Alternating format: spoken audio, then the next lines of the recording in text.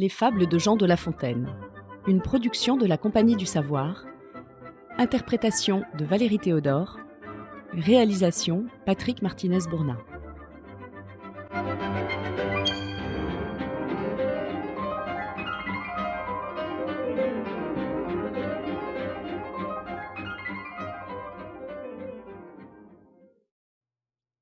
La cigale et la fourmi.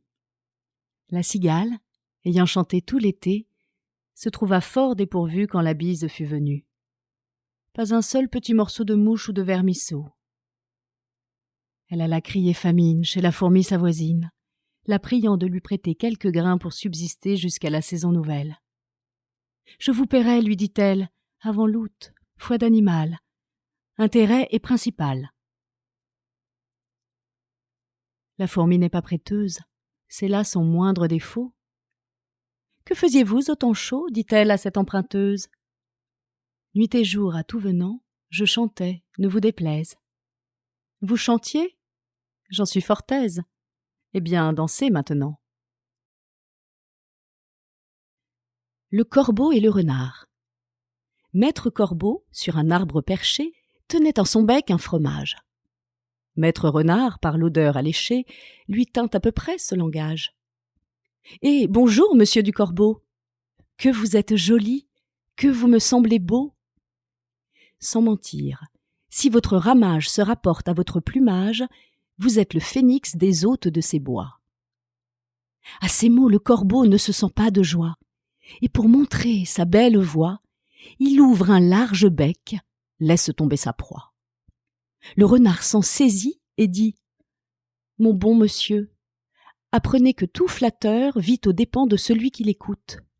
Cette leçon vaut bien un fromage, sans doute. » Le corbeau, honteux et confus, jura, mais un peu tard, qu'on ne l'y prendrait plus.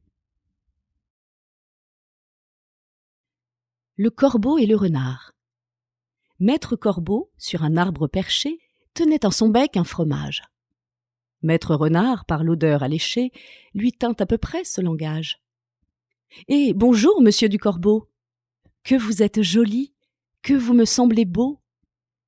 Sans mentir, si votre ramage se rapporte à votre plumage, vous êtes le phénix des hôtes de ces bois. » À ces mots, le corbeau ne se sent pas de joie, et pour montrer sa belle voix, il ouvre un large bec, laisse tomber sa proie.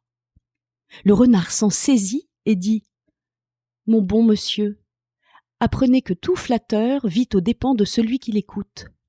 Cette leçon vaut bien un fromage, sans doute. » Le corbeau, honteux et confus, jura, mais un peu tard, qu'on ne l'y prendrait plus. La cigale et la fourmi. La cigale, ayant chanté tout l'été, se trouva fort dépourvue quand la bise fut venue. Pas un seul petit morceau de mouche ou de vermisseau. Elle alla crier famine chez la fourmi sa voisine, la priant de lui prêter quelques grains pour subsister jusqu'à la saison nouvelle. « Je vous paierai, lui dit-elle, avant l'août, foi d'animal. Intérêt est principal. »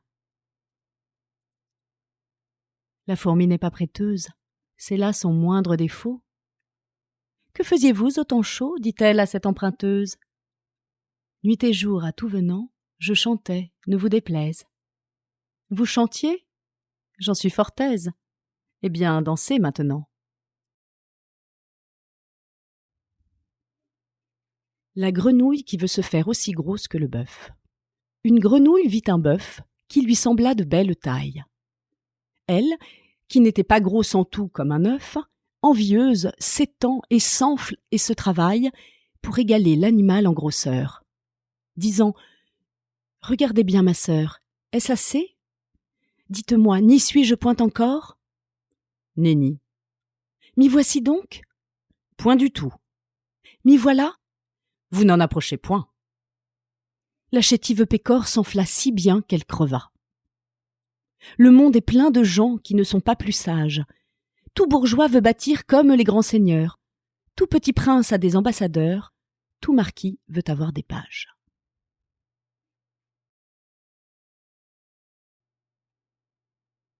Les deux mulets. 2 mulets cheminaient, l'un d'avoine chargé, l'autre portant l'argent de la gabelle. Celui-ci, glorieux d'une charge si belle, n'eût voulu pour beaucoup en être soulagé. Il marchait d'un pas relevé et faisait sonner sa sonnette, quand l'ennemi se présentant, comme il en voulait à l'argent, sur le mulet du fisc une troupe se jette, le saisit au frein et l'arrête. Le mulet, en se défendant, se sent percé de coups. Il gémit, il soupire. « Est-ce donc là, dit-il, ce qu'on m'avait promis ? Ce mulet qui me suit du danger se retire, et moi j'y tombe, et je péris. »« Ami, lui dit son camarade, il n'est pas toujours bon d'avoir un haut emploi. Si tu n'avais servi qu'un meunier, comme moi, tu ne serais pas si malade. » Le loup et le chien. Un loup n'avait que les os et la peau, tant les chiens faisaient bonne garde. Ce loup rencontre un dogue aussi puissant que beau, gras, poli, qui s'était fourvoyé par mégarde. L'attaquer, le mettre en quartier, Sire Loup l'eût fait volontiers. Mais il fallait livrer bataille, et le mâtin était de taille à se défendre hardiment. Le loup donc l'aborde humblement, entre en propos et lui fait compliment sur son embonpoint qu'il admire. « Il ne tiendra qu'à vous, beau sire, d'être aussi gras que moi, lui répartit le chien. Quittez les bois, vous ferez bien. Vos pareils y sont misérables, cancres, hères et pauvres diables, dont la condition est de mourir de faim. Car quoi ? Rien d'assuré ? Point de franche lippée, tout à la pointe de l'épée ? Suivez-moi, vous aurez un bien meilleur destin. » Le loup reprit. « Que me faudra-t-il faire ? » Presque rien, dit le chien. Donner la chasse aux gens portant bâton et mendiant, flatter ceux du logis à son maître complaire, moyennant quoi votre salaire sera force relief de toutes les façons, eau de poulet, eau de pigeon, sans parler de maintes caresses. Le loup déjà se forge une félicité qui le fait pleurer de tendresse. Chemin faisant, il vit le cou du chien pelé. « Qu'est-ce là ? lui dit-il. « Rien. » « Quoi, rien ? » « Peu de choses. »« Mais encore. » « Le collier dont je suis attaché, de ce que vous voyez est peut-être la cause. »« Attaché, dit le loup. Vous ne courez donc pas où vous voulez ? » ?»« Pas toujours, mais qu'importe. »« Il importe si bien que de tous vos repas, je ne veux en aucune sorte, et ne voudrais pas même à ce prix un trésor. » Cela dit, maître loup s'enfuit et court encore. La génisse, la chèvre et la brebis en société avec le lion. La génisse, la chèvre et leur sœur la brebis, avec un fier lion seigneur du voisinage, firent société, dit-on, au temps jadis, et mirent en commun le gain et le dommage. Dans les lacs de la chèvre, un cerf se trouva pris. Vers ses associés, aussitôt elle envoie. Eux venus, le lion par ses ongles compta et dit « Nous sommes 4 à partager la proie. » Puis, en autant de parts, le cerf, il dépeça. Prit pour lui la première en qualité de sire. « Elle doit être à moi, dit-il. Et la raison, c'est que je m'appelle Lion. À cela, l'on n'a rien à dire. La seconde, par droit, me doit échoir encore. Ce droit, vous le savez, c'est le droit du plus fort. Comme le plus vaillant, je prétends la troisième. Si quelqu'une de vous touche à la quatrième, je l'étranglerai tout d'abord. »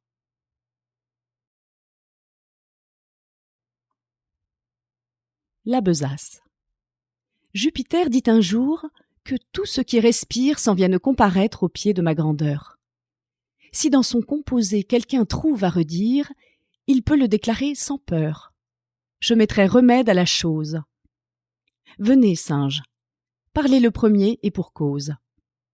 Voyez ces animaux, faites comparaison de leur beauté avec les vôtres. Êtes-vous satisfait ? Moi, dit-il. Pourquoi non ? N'ai-je pas 4 pieds aussi bien que les autres ? Mon portrait jusqu'ici ne m'a rien reproché. Mais pour mon frère l'ours, on ne l'a qu'ébauché. Jamais, s'il me veut croire, il ne se fera peindre. L'ours venant là-dessus, On crut qu'il s'allait plaindre. Tant s'en faut, de sa forme il se loua très fort. Glosa sur l'éléphant, dit qu'on pourrait encore ajouter à sa queue, ôter à ses oreilles, que c'était une masse informe et sans beauté. L'éléphant étant écouté, tout sage qu'il était, dit des choses pareilles. Il jugea qu'à son appétit Dame Baleine était trop grosse. Dame Fourmi trouva le ciron trop petit, se croyant pour elle un colosse. Jupin les renvoya s'étant censurés tous, du reste content d'eux. Mais parmi les plus fous, notre espèce excella, car tout ce que nous sommes, lynx envers nos pareils et taupe envers nous, nous nous pardonnons tout et rien aux autres hommes. On se voit d'un autre œil qu'on ne voit son prochain. Le fabricateur souverain nous créa besaciers tous de même manière, tant ceux du temps passé que du temps d'aujourd'hui. Il fit pour nos défauts la poche de derrière et celle de devant pour les défauts d'autrui.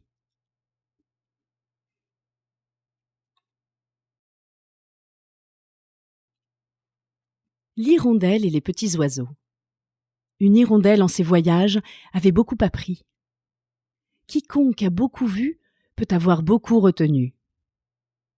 Celle-ci prévoyait jusqu'aux moindres orages et, devant qu'ils ne fussent éclos, les annonçait aux matelots. Il arriva qu'au temps que le chanvre se sème, elle vit un manant en couvrir maint sillon. « Ceci ne me plaît pas, dit-elle aux oisillons. Je vous plains, car pour moi, dans ce péril extrême, je saurais m'éloigner ou vivre en quelque coin. Voyez-vous cette main qui par les airs chemine? Un jour viendra qui n'est pas loin, que ce qu'elle répand sera votre ruine. De là naîtront engins à vous envelopper et lacets pour vous attraper. Enfin, mainte et mainte machine qui causera dans la saison votre mort ou votre prison. Gare la cage ou le chaudron. C'est pourquoi, leur dit l'hirondelle, mangez ce grain et croyez-moi. Les oiseaux se moquèrent d'elle. Ils trouvaient au champ trop de quoi. Quand la chenevière fut verte, l'hirondelle leur dit « Arrachez brin à brin ce qu'a produit ce mauvais grain, ou soyez sûrs de votre perte. » Prophète de malheur, babillarde, dit-on, le bel emploi que tu nous donnes. Il nous faudrait 1000 personnes pour éplucher tout ce canton. La chanvre étant tout à fait crue, l'hirondelle ajouta « Ceci ne va pas bien, mauvaise graine est tôt venue. Mais puisque jusqu'ici l'on ne m'a cru en rien, dès que vous verrez que la terre sera couverte et qu'à leur blé, les gens n'étant plus occupés, feront aux oisillons la guerre, quand redingolettes et réseaux attraperont petits oiseaux, ne volez plus de place en place. Demeurez au logis ou changez de climat. Imitez le canard, la grue ou la bécasse. Et vous n'êtes pas en état de passer, comme nous, les déserts et les ondes, ni d'aller chercher d'autres mondes. C'est pourquoi vous n'avez qu'un parti qui soit sûr, c'est de vous enfermer au trou de quelque mur. » Les oisillons, las de l'entendre, se mirent à jaser aussi confusément que faisaient les Troyens quand la pauvre Cassandre ouvrait la bouche seulement. Il en prit aux uns comme aux autres. Maint oisillon se vit esclave retenu. Nous n'écoutons d'instinct que ceux qui sont les nôtres, et ne croyons le mal que quand il est venu. Le rat de ville et le rat des champs. Autrefois, le rat des villes invita le rat des champs, d'une façon fort civile, à des reliefs d'ortolans. Sur un tapis de Turquie, le couvert se trouva mis. Je laisse à penser la vie que firent ces deux amis. Le régal fut fort honnête, rien ne manquait au festin. Mais quelqu'un troubla la fête pendant qu'ils étaient en train. À la porte de la salle, ils entendirent du bruit. Le rat de ville détale, son camarade le suit. Le bruit cesse, on se retire, rat en campagne aussitôt, et le citadin de dire « Achevons tout notre rôt. »« C'est assez, dit le rustique. Demain vous viendrez chez moi. Ce n'est pas que je me pique de tous vos festins de roi. Mais rien ne vient m'interrompre. Je mange tout à loisir. Adieu donc. Fille du plaisir que la crainte peut corrompre. »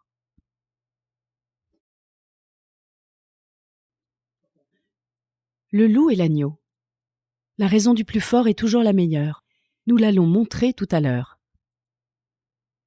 Un agneau se désaltérait dans le courant d'une onde pure. Un loup survient à jeun, qui cherchait aventure et que la faim en ces lieux attirait. « Qui te rend si hardi de troubler mon breuvage ?» dit cet animal plein de rage.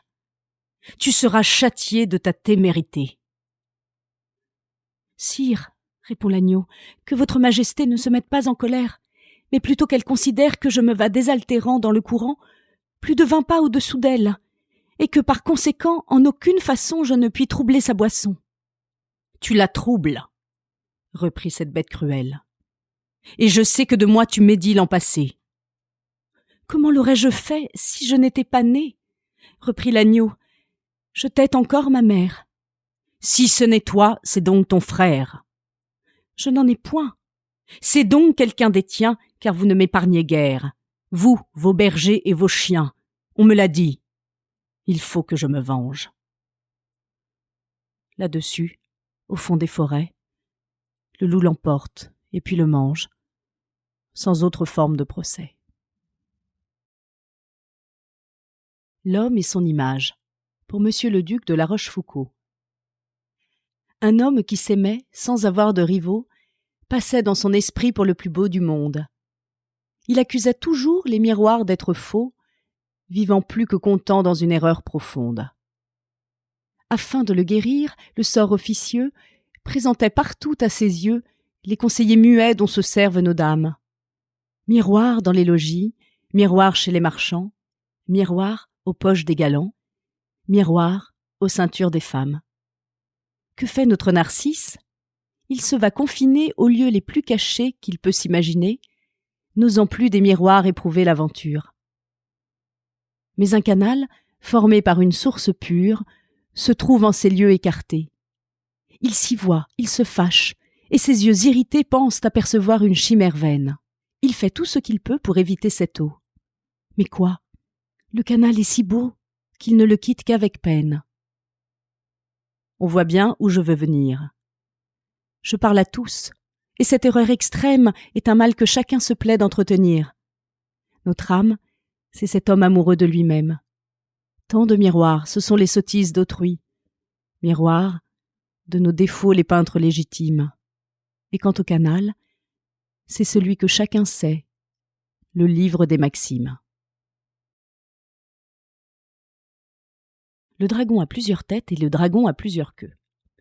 Un envoyé du grand seigneur préférait, dit l'histoire, un jour chez l'empereur, les forces de son maître à celles de l'empire.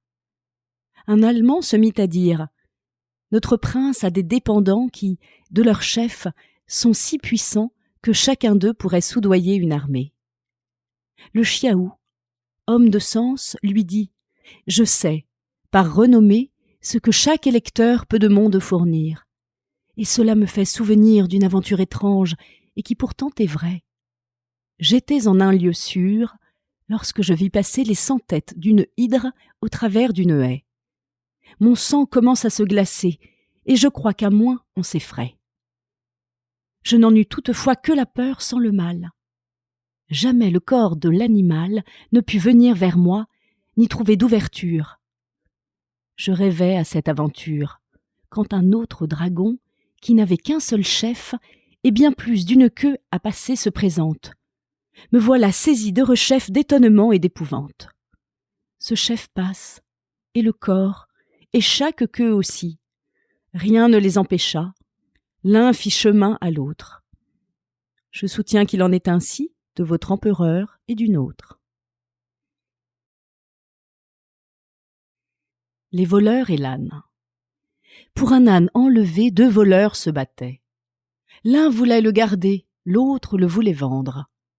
Tandis que coup de poing trottait et que nos champions songeaient à se défendre, arrive un 3e larron qui saisit maître à Liboron. L'âne, c'est quelquefois une pauvre province. Les voleurs sont tel ou tel prince, comme le Transylvain, le Turc et le Hongrois. Au lieu de 2, j'en ai rencontré 3. Il est assez de cette marchandise. De nul d'eux n'est souvent la province conquise. Un quart voleur survient qui les accorde net en se saisissant du baudet. Simonide préservée par les dieux.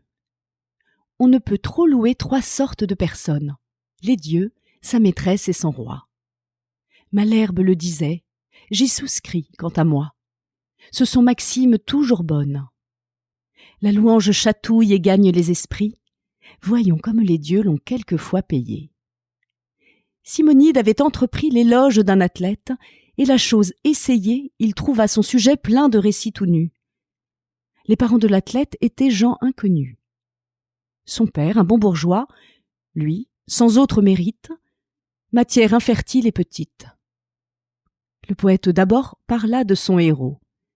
Après en avoir dit ce qu'il en pouvait dire, il se jette à côté, se met sur le propos de Castor et Pollux. Ne manque pas d'écrire que leur exemple était aux lutteurs glorieux, élève leur combat, spécifiant les lieux où ses frères s'étaient signalés davantage. Enfin, l'éloge de ces dieux faisait les 2/3 de l'ouvrage. L'athlète avait promis d'en payer un talent, mais quand il le vit, le galant n'en donna que le tiers, et dit, fort franchement, que Castor et Pollux acquittassent le reste. Faites-vous contenter par ce couple céleste, je veux vous traiter cependant. Venez souper chez moi, nous ferons bonne vie. Les conviés sont gens choisis, mes parents, mes meilleurs amis, soyez donc de la compagnie. Simonide promit. Peut-être qu'il eut peur de perdre, outre son dû, le gré de sa louange. Il vient, l'on festine, l'on mange, chacun étant en belle humeur. Un domestique accourt, l'avertit qu'à la porte 2 hommes demandaient à le voir promptement. Il sort de table, et la cohorte n'en perd pas un seul coup de dent. Ces 2 hommes étaient les Gémeaux de l'éloge. Tous 2 lui rendent grâce, et pour prix de ses vers, ils l'avertissent qu'il déloge et que cette maison va tomber à l'envers. La prédiction en fut vraie. Un pilier manque, et le plafond, ne trouvant plus rien qu'il était, tombe sur le festin, brise-plats et flacons. N'en fait pas moins aux échansons. Ce ne fut pas le pis, car pour rendre complète la vengeance due au poète, une poutre cassa les jambes à l'athlète et renvoya les conviés pour la plupart estropiés. La renommée eut soin de publier l'affaire. Chacun cria miracle. On doubla le salaire que méritaient les vers d'un homme aimé des dieux. Il n'était fils de bonne mère qui, les payant à qui mieux, pour ses ancêtres n'en fit faire. Je reviens à mon texte et dis premièrement qu'on ne saurait manquer de louer largement les dieux et leurs pareils. De plus que Melpomène, souvent, sans déroger, trafique de sa peine. Enfin qu'on doit tenir notre art en quelque prix. Les grands se font honneur dès lors qu'ils nous font grâce. Jadis, l'Olympe et le Parnasse étaient frères et bons amis. La mort et le malheureux. Un malheureux appelait tous les jours la mort à son secours. « Ô mort, lui disait-il, que tu me sembles belle. Viens vite, viens finir ma fortune cruelle. » La mort crut, en venant, l'obliger en effet. Elle frappe à sa porte, elle entre, elle se montre. « Que vois-je » cria-t-il. « Ôtez-moi cet objet, qu'il est hideux. Que sa rencontre me cause d'horreur et d'effroi. N'approche pas, ô mort, retire-toi. » Mécénas fut un galant homme. Il a dit quelque part qu'on me rende impotent. Cul de jatte, goûteux, manchot, pourvu qu'en somme je vive, c'est assez, je suis plus que content. Ne viens jamais, ô mort, on t'en dit tout autant. La mort et le bûcheron. Un pauvre bûcheron, tout couvert de ramée, sous le fait du fagot aussi bien que des ans, gémissant et courbé, marchait à pas pesants, et tâchait de gagner sa chaumine enfumée. Enfin, n'en pouvant plus d'effort et de douleur, il met bas son fagot, il songe à son malheur. Quel plaisir a-t-il eu depuis qu'il est au monde? En est-il un plus pauvre en la machine ronde? Point de pain quelquefois, et jamais de repos. Sa femme, ses enfants, les soldats, les impôts, le créancier et la corvée lui font d'un malheureux la peinture achevée. Il appelle la mort. Elle vient sans tarder, lui demande ce qu'il faut faire. « C'est, dit-il, afin de m'aider à recharger ce bois, tu ne tarderas guère. Le trépas vient tout guérir. Mais ne bougeons d'où nous sommes, plutôt souffrir que mourir. » C'est la devise des hommes. L'homme entre deux âges et ses deux maîtresses. Un homme de moyen âge, étirant sur le grison, jugea qu'il était saison de songer au mariage. Il avait du content, et partant de quoi choisir, toute voulait lui plaire. En quoi notre amoureux ne se pressait pas tant, bien adressé n'est pas petite affaire. Deux veuves sur son cœur eurent le plus de part, l'une encore verte et l'autre un peu bien mûre, mais qui réparait par son art ce qu'avait détruit la nature. Ces deux veuves, en badinant, en riant, en lui faisant fête, l'allaient quelquefois testonnant, c'est-à-dire ajustant sa tête. La vieille, à tout moment, de sa part emportait un peu de poil noir qui restait, afin que son amant en fût plus à sa guise. La jeune saccageait les poils blancs à son tour. Toutes deux firent tant que notre tête grise demeura sans cheveux et se douta du tour. « Je vous rends, leur dit-il, 1000 grâces, les belles, qui m'avez si bien tondu. J'ai plus gagné que perdu. Car d'hymen, point de nouvelles. Celle que je prendrais voudrait qu'à sa façon je vécusse, et non à la mienne. Il n'est tête chauve qui tienne, je vous suis obligée, belle, de la leçon. » Le renard et la cigogne. Compère le renard se mit un jour en frais et retint à dîner commère la cigogne. Le régal fut petit et sans beaucoup d'apprêt. Le galant, pour toute besogne, avait un brouet clair. Il vivait chichement. Ce brouet fut par lui servi sur une assiette. La cigogne au long bec n'en put attraper miette.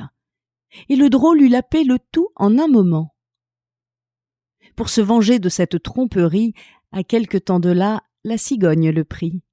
« Volontiers, lui dit-il, car avec mes amis je ne fais point cérémonie. » À l'heure dite, il courut au logis de la cigogne son hôtesse, loua très fort sa politesse, trouva le dîner cuit à point. Bon appétit surtout, renard n'en manque point. Il se réjouissait à l'odeur de la viande, mise en menus morceaux et qu'il croyait friande. On servit, pour l'embarrasser, en un vase à long col et d'étroite embouchure.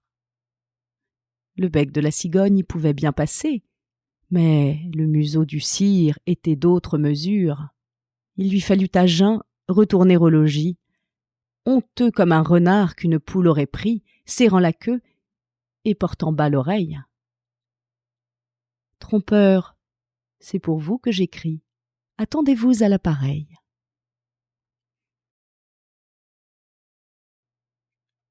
L'enfant et le maître d'école. Dans ce récit, je prétends faire voir d'un certain sot la remontrance vaine. Un jeune enfant dans l'eau se laissa choir en badinant sur les bords de la Seine. Le ciel permit qu'un saule se trouva dont le branchage, après Dieu, le sauva. S'étant pris, dis-je, aux branches de ce saule, par cet endroit passe un maître d'école. L'enfant lui crie « Au secours, je péris !» Le magister, se tournant à ses cris, d'un ton fort grave à contretemps, s'avise de le tancer. « Ah, le petit babouin, voyez, dit-il, où l'a mis sa sottise. Et puis, prenez de tels fripons le soin. Que les parents sont malheureux qu'il faille toujours veiller à semblable canaille, qu'ils ont de maux, et que je plains leur sort. » Ayant tout dit, il mit l'enfant à bord. Je blâme ici plus de gens qu'on ne pense. Tout babillard, tout censeur, tout pédant, se peut connaître au discours que j'avance. Chacun des trois fait un peuple fort grand. Le Créateur en a béni l'engeance. En toute affaire, ils ne font que songer au moyen d'exercer leur langue. Mon ami, tire-moi du danger, tu feras après ta harangue. Le coq et la perle. Un jour, un coq détourna une perle qu'il donna au beau premier lapidaire. « Je la crois fine, dit-il, mais le moindre grain de mil serait bien mieux mon affaire. » Un ignorant hérita d'un manuscrit qu'il porta chez son voisin le libraire. « Je crois, dit-il, qu'il est bon, mais le moindre ducaton serait bien mieux mon affaire. » Les frelons et les mouches à miel. À l'œuvre, on connaît l'artisan. Quelques rayons de miel 100 mètres se trouvèrent. Des frelons les réclamèrent. Des abeilles s'opposant, devant certaines guêpes, on traduisit la cause. Il était malaisé de décider la chose. Les témoins déposaient qu'autour de ces rayons, des animaux ailés, bourdonnants, un peu longs, de couleur fort tannée et tels que les abeilles, avaient longtemps paru. Mais quoi? Dans les frelons, ces enseignes étaient pareilles. La guêpe, ne sachant que dire à ces raisons, fit enquête nouvelle, et pour plus de lumière, entendit une fourmilière. Le point n'en put être éclairci. « De grâce, à quoi bon tout ceci ?» dit une abeille fort prudente. « Depuis tantôt 6 mois que la cause est pendante, nous voici comme au premier jour. » Pendant cela, le miel se gâte. Il est temps désormais que le juge se hâte. N'a-t-il point assez léché l'ours? 100 ans de contredits et d'interlocutoires, et de fatras et de grimoires, travaillons, les frelons et nous. On verra qui sait faire, avec un suc si doux, des cellules si bien bâties. Le refus des frelons fit voir que cet art passait leur savoir, et la guêpe adjugea le miel à leur parti. Plût à Dieu qu'on réglât ainsi tous les procès. Que des Turcs en cela l'ont suivi la méthode. Le simple sens commun nous tiendrait lieu de code. Il ne faudrait point tant de frais. Au lieu qu'on nous mange, on nous gruge, on nous mine par des longueurs, on fait tant, à la fin, que l'huître est pour le juge, les écailles pour les plaideurs.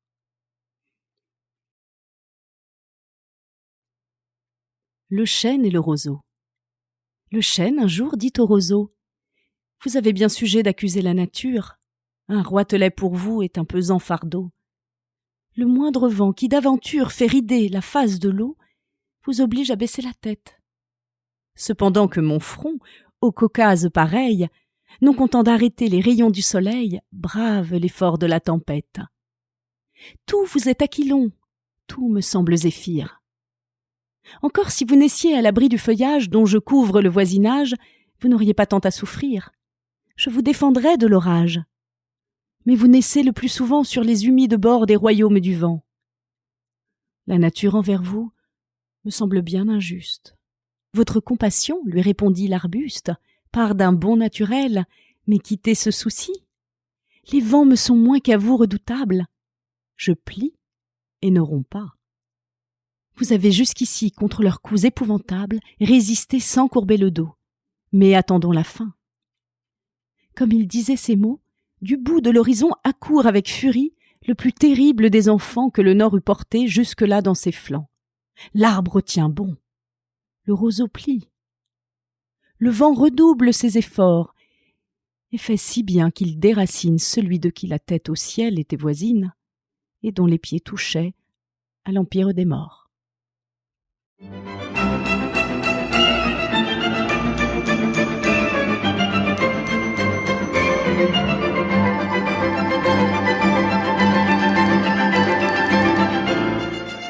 Les fables de Jean de La Fontaine. Livre 2e. Contre ceux qui ont le goût difficile. Quand j'aurai en naissant reçu de Calliope les dons qu'à ses amants cette muse a promis, je les consacrerai au mensonge d'Ésope. Le mensonge et les vers de tout temps sont amis. Mais je ne me crois pas si chérie du Parnasse que de savoir orner toutes ces fictions. On peut donner du lustre à leurs inventions, on le peut, je l'essaie, un plus savant le fasse. Cependant, jusqu'ici, d'un langage nouveau, j'ai fait parler le loup et répondre l'agneau. J'ai passé plus avant. Les arbres et les plantes sont devenus chez moi créatures parlantes. Qui ne prendrait ceci pour un enchantement?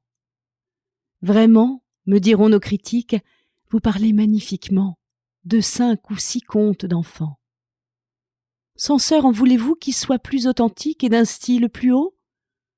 En voici, les Troyens, après 10 ans de guerre autour de leurs murailles, avaient lassé les Grecs qui, par 1000 moyens, par 1000 assauts, par 100 batailles, n'avaient pu mettre à bout cette fière cité. Quand un cheval de bois, par Minerve inventé, d'un rare et nouvel artifice, dans ses énormes flancs reçut le sage Ulysse, le vaillant Diomède, Ajax l'impétueux, que ce colosse monstrueux, avec leurs escadrons, devait porter dans Troie, livrant à leur fureur ses dieux mêmes en proie. Stratagème inouï qui des fabricateurs paya la constance et la peine. C'est assez, me dira quelqu'un de nos auteurs. La période est longue, il faut reprendre haleine. Et puis votre cheval de bois, vos héros avec leurs phalanges, ce sont des contes plus étranges qu'un renard qui cajole un corbeau sur sa voie. De plus, il vous sied mal d'écrire en si hostile. Eh bien, baissons d'un ton. La jalouse Amarylle songeait à son Alcippe et croyait de ses soins n'avoir que ses moutons et son chien pour témoin. Tircis, qui l'aperçut, se glisse entre des saules. Il entend la bergère adressant ses paroles au doux Zéphyr et le priant de les porter à son amant. Je vous arrête à cette rime, dira mon censeur à l'instant. Je ne la tiens pas légitime, ni d'une assez grande vertu. Remettez, pour le mieux, ces 2 vers à la fonte. Maudit censeur, te tairas-tu? Ne saurais-je achever mon conte? C'est un dessein très dangereux que d'entreprendre de te plaire. Les délicats sont malheureux. Rien ne saurait les satisfaire. Conseil tenu par les rats. Un chat, nommé Rodilardus, faisait de rats telle déconfiture que l'on n'en voyait presque plus, tant il en avait mis dedans la sépulture. Le peu qu'il en restait, n'osant quitter son trou, ne trouvait à manger que le quart de son sou. Et Rodilard passait, chez la gente misérable, non pour un chat, mais pour un diable. Or, un jour, qu'au haut et au loin, le galant alla chercher sa femme, pendant tout le sabbat qu'il fit avec sa dame, le demeurant des rats un chapitre en un coin sur la nécessité présente. Dès l'abord, leur doyen, personne fort prudente, opina qu'il fallait, et plutôt que plus tard, attacher un grelot au cou de Rodilard, qu'ainsi, quand il irait en guerre, de sa marche averti, il s'enfuirait en terre, qu'il n'y savait que ce moyen. Chacun fut de l'avis de monsieur le doyen. Chose ne leur parut à tous plus salutaire. La difficulté fut d'attacher le grelot. L'un dit « Je n'y vais point, je ne suis pas si sot ». L'autre « Je ne saurais ». Si bien que sans rien faire, on se quitta. J'ai maintes chapitres vus qui pour néant se sont ainsi tenus. Chapitres, nom de rat, mais chapitres de moine, voire chapitres de chanoine. Ne faut-il que délibérer? La cour en conseillers foisonne. Est-il besoin d'exécuter? L'on ne rencontre plus personne.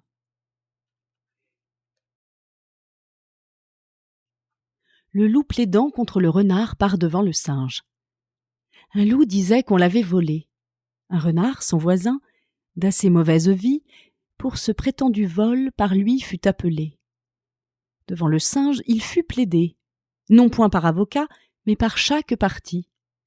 Thémis n'avait point travaillé, de mémoire de singe a fait plus embrouillé. Le magistrat suait en son lit de justice. Après qu'on eut bien contesté, répliqué, crié, tempêté, le juge, instruit de leur malice, leur dit « Je vous connais de longtemps, mes amis, et tous 2 vous paierez l'amende. Car toi, loup, tu te plains, quoiqu'on ne t'ait rien pris, et toi, renard, as pris ce que l'on te demande. » Le juge prétendait qu'à tort et à travers, on ne saurait manquer, condamnant un pervers.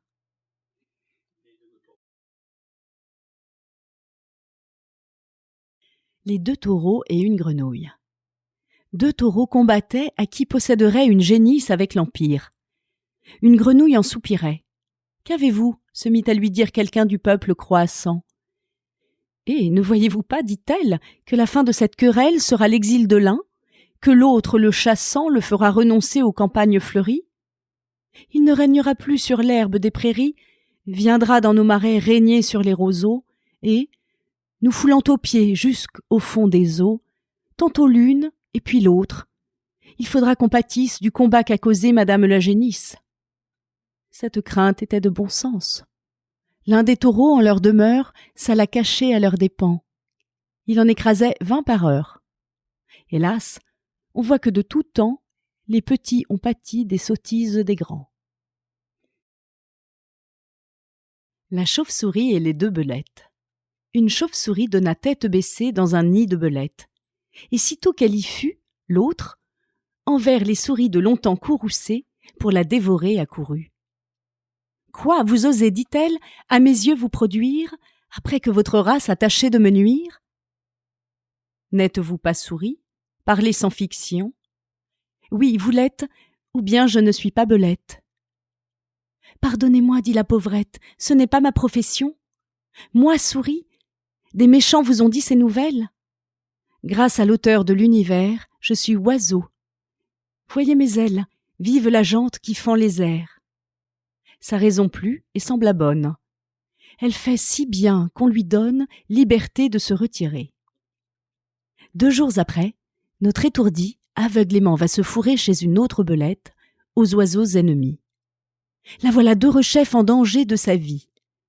La dame du logis, avec son long museau, s'en allait la croquer en qualité d'oiseau. Quand elle protesta qu'on lui faisait outrage. Moi, pour tel passé, vous n'y regardez pas. Qui fait l'oiseau? C'est le plumage. Je suis souris.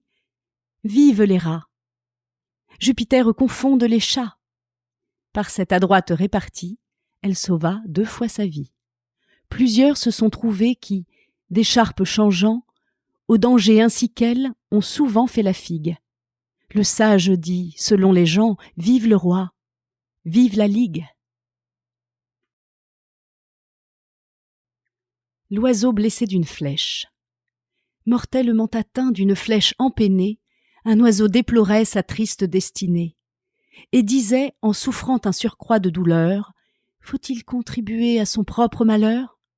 Cruels humains, vous tirez de nos ailes de quoi faire voler ces machines mortelles. Mais ne vous moquez point, engeance sans pitié. Souvent il vous arrive un sort comme le nôtre.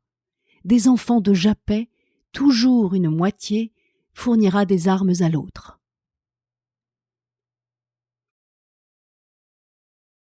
La lys et sa compagne. Une lys étant sur son terme, et ne sachant tout mettre un fardeau si pressant, fait si bien qu'à la fin sa compagne consent de lui prêter sa hutte, où la lys s'enferme. Au bout de quelque temps, sa compagne revient. La lys lui demande encore une quinzaine. Ces petits ne marchaient, disait-elle, qu'à peine. Pour faire court, elle l'obtient. Ce second terme échu, l'autre lui redemande sa maison, sa chambre, son lit. La lys, cette fois, montre les dents et dit « Je suis prête à sortir avec toute ma bande, si vous pouvez nous mettre hors. Ces enfants étaient déjà forts. » Ceux qu'on donne aux méchants, toujours on le regrette.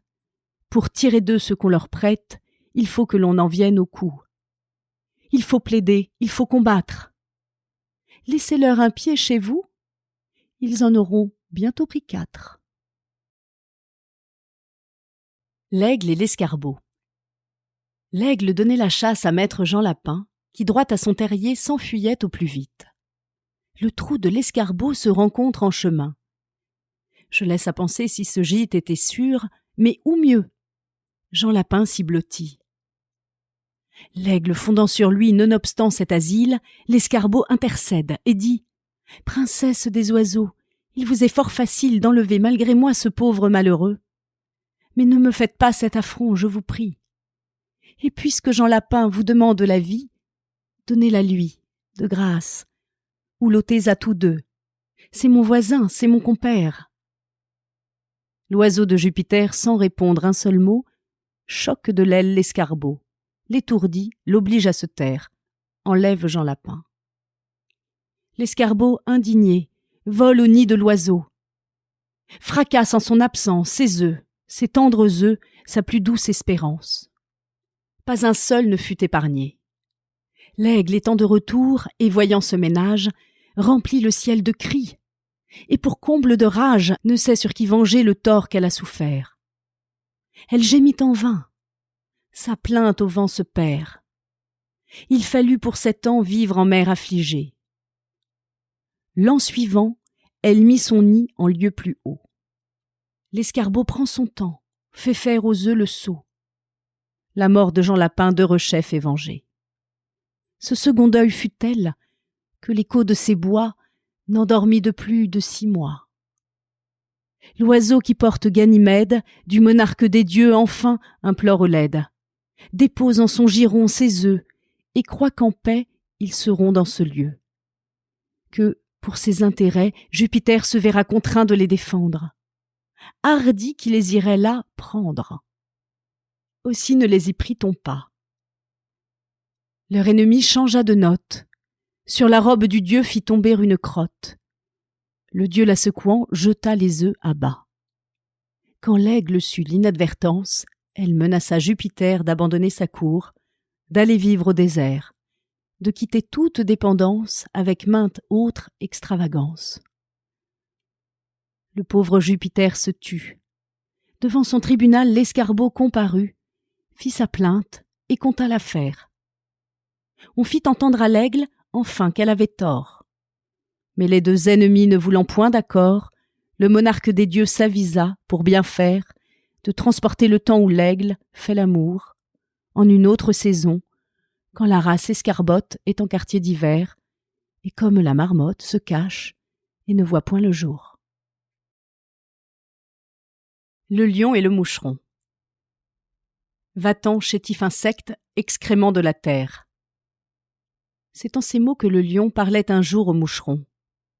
L'autre lui déclara la guerre. « Penses-tu, lui dit-il, que ton titre de roi me fasse peur, ni me soucie ? Un bœuf est plus puissant que toi, je le mène à ma fantaisie. » À peine il achevait ces mots, que lui-même il sonna la charge, fut la trompette et le héros. Dans l'abord il se met au large, puis prend son temps, fond sur le cou du lion, qu'il rend presque fou. Nous espérons que vous avez apprécié cet aperçu. Pour continuer à écouter ce livre audio sur Google Play Livres, utilisez le lien dans la description de la vidéo.